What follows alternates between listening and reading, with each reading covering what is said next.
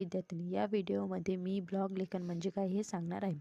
आजच्या आधुनिक काळामध्ये आधुनिक सामाजिक माध्यमे साधने उपलब्ध झालेली आहेत. त्यापैकी ब्लॉग हे एक आहे. व्यक्ती आपल्या भावभावना, आपले विचार, आपले मत वेगवेगळ्या माध्यमातून मांडत असतो.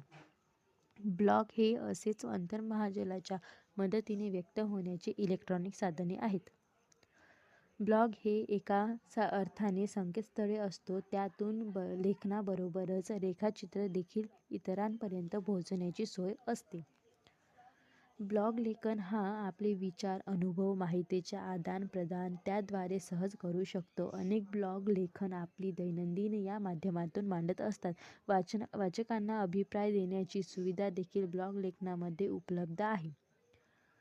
त्यातून वाचक आणि लेखक यांच्यात विचारांची देवाणघेवाण व्हायला मदत होते. सर्वसामान्य व्यक्ती देखील सहजरित्या आपले ब्लॉग उघडून याचा